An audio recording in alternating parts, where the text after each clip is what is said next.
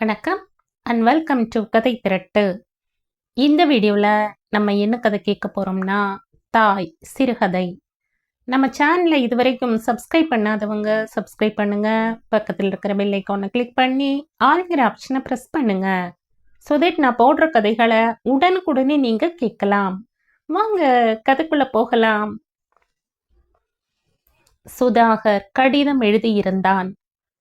அன்புள்ள திவா, இந்த கடிதம் கண்டதும் உடனே நீ புறப்பட்டு வந்து அம்மாவை அழைத்து செல்ல வேண்டும் என்று கேட்டுக்கொள்கிறேன். எனக்கு டெபுடேஷனில் செல்லும் சந்தர்ப்பம் கிடைத்துவிட்டது. பாலா கூட வரப்போவதால் அம்மாவை பார்த்து கொள்ள இங்கே ஆள் இல்லை. அதனால் இந்த கடிதம் கண்டவுடன் கூடிய சீக்கிரம் தவறாமல் புறப்பட்டு வருமாறு கேட்டுக்கொள்கிறேன். நான் திரும்பி வந்ததும் அம்மாவை அழைத்து கொண்டு விடுவேன். அங்கு சித்ரா குழந்தைகள் சௌக்கியம் என நம்புகிறேன். அன்புடன் சுதா.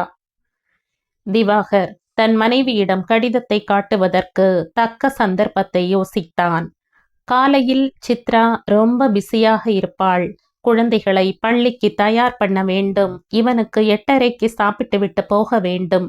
அதற்கு சமையல் மற்றும் ஃப்ளாஸ்கில் காஃபி, பிள்ளைகளுக்கு வெண்ணெய் தடவிய ரொட்டி, பாட்டிலில் தண்ணீர் அனைத்தும் அனுப்பி முடித்து சோர்ந்து விடுவாள். கோபமாக வரும். காலையில் வேண்டாம், மத்தியானம் ஆபீஸில் இருந்து மாடி வீட்டுக்கு ஃபோன் பண்ணி கூப்பிடலாம்.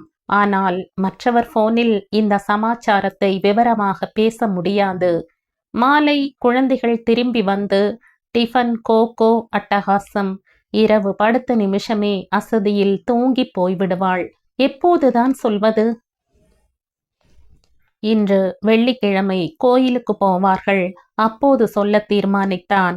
அர்ச்சனை பண்ணிவிட்டு கற்பூர வெளிச்சத்தில் அம்மனிடம், தாயே இப்படியே வச்சிருமா போதும் என்று மாங்கல்யத்தில் சித்ரா மஞ்சள் தொட்டு கொண்ட போது சொன்னான். அண்ணா லெட்டர் எழுதியிருக்கான். என்னவா? உங்க அம்மாவை இங்கே டம்ப் பண்ண போறார் அதானே? அந்த வார்த்தை அவனுக்கு கோபம் உண்டாக்கினாலும் சண்டை போட இது தருணம் அல்ல. இவள் ஒத்துழைப்பு வேண்டும். அவன் ஃபாரின் போக போறானாம். டெபுடேஷன் முடிந்த கையோட திருப்பி அழைச்சுக்கிறேன்னு. துவஜஸ்தம்பத்தின் அருகில் நின்று திரும்பி அவனை பார்த்து, வருஷம் இதையே தான் சொல்லிட்டு இருக்கார் உங்க தமையனார். ஏதாவது ஒரு சாக்கு. அவர் தான் டெபுடேஷன்ல போறார். அவ டெல்லியில தானே இருக்க போறா. அவளும் போறாளாம் கூட. அதனால அம்மா வேற எங்க போவ சித்ரா? உங்க அம்மாவையும் டெபுடேஷன்ல கூட்டிட்டு போக சொல்லுங்கோ.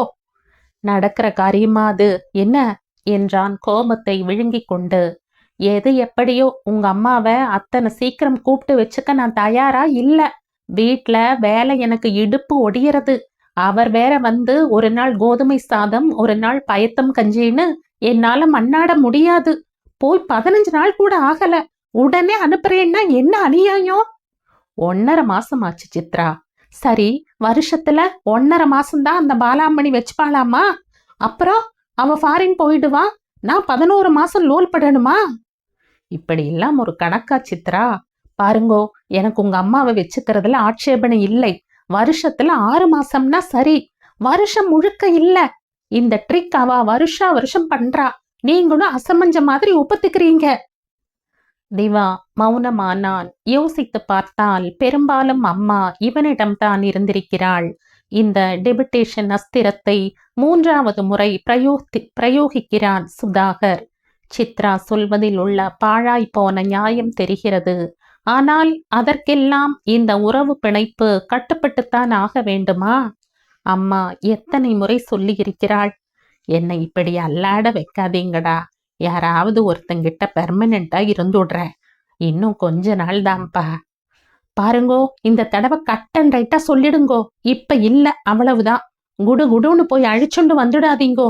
24 மணி நேரமும் சிசுரூஷ பண்ண திராணி இல்லை எனக்கு. என்ன சித்ரா நீ? அவ என்ன கேக்குறா? உங்களுக்கு தெரியாது. நீங்க பாட்டுக்கு ஆபீஸ் போயிடுவீங்க. உங்க அம்மா வரிக்கு வரி சொல்லி காட்டுவா. பாலாமணினா ஒஸ்தி நைஸா வாழைப்பழத்துல ஊசி ஏத்துறா மாதிரி என் குழந்தைகளை கிண்டல் பண்ணுவா. அன்னைக்கு விசிறிக்கட்டைய உங்கள்கிட்ட எடுத்து கொடுத்தாள்ல என்னை அடிக்கிறதுக்கு. பொய். உங்களுக்கு பழசெல்லாம் ஞாபகமே இருக்காது. எதுக்கு தர்க்கம் பண்ணணும்? சொல்லிட்டேன். ஜூன் மாசம் போனா இனிமே ஜனவரி மாசம் கூட்டிண்டு வாங்கோ, வச்சுக்கலாம். இப்படி சொல்லிட்டா எப்படி? இப்படித்தான். அதற்கப்புறம் அவர்கள் மௌனமாக வீட்டுக்கு நடந்தார்கள். மறுநாள் ஆபீஸில் சுதாகரிடமிருந்து போன் வந்தது. லெட்டர் கிடைச்சதா? என்ன லெட்டர்? அம்மாவை அழைச்சுண்டு போக. ஓ அதுவா? அது இப்ப சௌகரியம் இல்ல சுதா. என்ன சௌகரியம் இல்ல? நான் டெபுடேஷன்ல போகணும்பா. ஒவ்வொரு தடவையும் நீ இதையே தான் சொல்லிட்டு இருக்க. திவா, நாம நம்ம பொண்டாட்டி பேச்ச கேட்க வேண்டாம். நமக்குள்ள இதை சார்ட் அவுட் பண்ணலாம் என்ன? அவன் கோபம் ட்ரங்காலிலும் தெளிவாக ஒலித்தது. இந்த தடவை நிச்சயமா டெபுடேஷன் லெட்டரே வந்திருக்கு மணிலாவுக்கு. வேணா அந்த லெட்டரை ஜெராக்ஸ் எடுத்து அனுப்பட்டுமா? அதெல்லாம் வேண்டாம். எப்ப வர? பார்க்கலாம். நான் கொண்டு வந்து விடணுமா? சொல்லு. இல்ல, நீ என்ன பண்ற? உடனே சென்ட்ரல் போய் பார்க்கலாம் என்று போனை வைத்து விட்டான். சற்று நேரத்தில் அது மறுபடி ஒலித்தது. சார், உங்க பிரதர். என்ன என்ன பதில் சொல்லாம வச்சுட்ட? கட்டாயிடுதா? அப்ப என்னைக்கு வர்ற? நான் வேணா டிக்கெட் வாங்கி அனுப்பவா? இங்கிருந்து ரிசர்வ் பண்ணலாம். வேண்டாம். அப்போ டிக்கெட் வாங்கின அப்புறம் ஃபோன் பண்றியா? ஸ்டேஷனுக்கு வர்றேன். ம். சாயங்காலம் வீட்டுக்கு போன போது, என்ன சொன்னார் உங்க பிரதர் என்றாள் சித்ரா. ஏன்? அந்த ராணி மேனாமினிக்கு எனக்கு ஃபோன் பண்ணியிருந்தா மாடி வீட்டுல. சித்ரா டார்லிங், ஒரு 2 மாசத்துக்கு பார்த்துண்டா போதும், நான் திரும்பி வந்துடுவேன். வந்து உடனே அம்மாவை அனுப்பிச்சுடலாம். என்ன பொய்! போன தடவையும் இதே தான் சொன்னான். தோ வந்துடுத்த ஆர்டர், இதோ இந்த நிமிஷம் கிளம்புறோம்னு. எல்லாம் பொய். அண்ணா என்ன சொன்னார்? இதேதான். நான் ஒன்னும் பிடி கொடுத்து பேசல. பிடி என்ன பிடி? மாட்டேன், முடியாதுன்னு நேரா சொல்றது. அம்மா எங்க போவா சித்ரா? அர்த்தம் இல்லாம பேசுறையே. எங்க 2 பேரை விட்டா அவளுக்கு வேற யார் இருக்கா சித்ரா? வயசான காலத்துல அவளை இப்படி அல்லாட வைக்க ரொம்ப தப்பில்லையா? என்ன, இன்னும் கொஞ்ச நாள் இருக்க போறா. நீங்க சொல்றது அத்தனையும் உங்க அண்ணாவையும் மன்னியையும் கேட்க வேண்டியது தானே? என்ன அப்படி டெபுடேஷன்? என்ன அவசரம்? ஒரு 4 மாசம் கழிச்சு போகட்டுமே இவா. இந்த டெபுடேஷன்கிறதே ஒரு ட்ரிக்கு. மறுபடியும் அம்மாவை நம்ம கிட்ட அனுப்ப ஒரு ஏற்பாடு. இந்த தடவை நீங்க மசிய கூடாது. நான் மாட்டேன்பா. வேணும்னா ஒரு ஆள் போட்டுக்கலாம். ஆளா? பணம் கொட்டி கிடக்கா இங்க. அண்ணாவை அனுப்ப சொல்ற? உங்க அண்ணாவா? ஹா, ஆளும் வேண்டாம், தேளும் வேண்டாம், உங்க அம்மாவும் வேண்டாம். இந்த ஏமாத்து வேலைய தலையில மிளகா அரைக்கிறத அவ நிறுத்தியே ஆகணும். திவாகருக்கு என்ன செய்வது என்று தெரியவில்லை. அண்ணா கொஞ்ச நாள் பார்த்துவிட்டு சட்டென்று கொண்டு விட்டு விடுவான். எப்படியாவது சித்ராவை கொஞ்சம் கொஞ்சமாக பேசி பேசி சம்மதிக்க வைக்க வேண்டும். அதற்கு வெங்கடேச மாமா தான் சரி என்று கோட்டைக்கு போன் செய்தான். மாமா வீட்ல ஒரு சின்ன கிரைசிஸ். சாயங்காலம் வரீங்களா? வெங்கடேசன் அம்மாவுக்கு சற்று தூரத்து உறவு. தாராளமா, என்ன விஷயம் சொல்லு. விவரமா வீட்ல சொல்றேன். நான் கூப்பிட்டதா சொல்லாதீங்கோ. சும்மா கேஷுவலா வர்றாப்ல வாங்கோ என்ன? சரிப்பா. சாயங்காலம் குவார்ட்டர்லி ரிப்போர்ட் முடிக்க வேண்டியிருந்தது. வீட்டுக்கு போக 7:30 ஆகிவிட்டது. போனதும் தான் வெங்கடேச மாமாவை அழைத்திருக்கிறோம் என்பது நினைவுக்கு வந்தது. அவர் கூடத்தில் சோஃபாவில் உட்கார்ந்து இருக்கிற பத்திரிகைகளை எல்லாம் படித்து முடித்திருந்தார். மேசையில் காலி கோப்பையும் தட்டும் வைத்திருந்தது. சித்ராவையோ குழந்தைகளையோ காணோம். எங்க அவள்லாம்? கோயிலுக்கு போறேன்னு போயிருக்கா. உங்களை தனியா விட்டுட்டா? அதனால என்ன, நீ ட்ரெஸ் மாத்திண்டு வா. திவாகருக்கு கடும் கோபம் வந்தது. இந்த மாதிரி தான் பல விதங்களில் தன் கோபத்தை காட்டுவாள். என் வீட்டு மனுஷர்கள் என்றாலே அலட்சியம்தான். சமையலறையில பிளாஸ்கில காப்பி வச்சிருக்காளாம் என்றார் மாமா சகஜமாக. கை கால் முகம் கழுவி உடை மாற்றிக்கொண்டு அவர் எதிரே உட்கார்ந்தான். சித்ரா ஏதாவது சொன்னாளா அதை பத்தி? சொன்னாளே, சுதாகர் கடுதாசி எழுதி போன் மேல போன் போடுறானா உங்க அம்மாவை அழிச்சுண்டு போறதுக்கு. இவளுக்கு இஷ்டமில்ல மாமா. எப்படி கன்வின்ஸ் பண்றதுன்னே தெரியல. எங்க அம்மா எங்க மாமா போவா சொல்லுங்க? அவன் பண்றதும் சரியில்லைதான். ஏதாவது சாக்கு சொல்லி இங்க அனுப்பிச்சிட்றான். இவ குழந்தைகளை என்ன அம்மாவையும் எல்லாரையும் சமாளிக்க திணறா. திவா, உன் ப்ராப்ளம் இன்னைக்கு இந்த தேசத்தோட ஒவ்வொரு குடும்பத்திலையும் இருக்கு.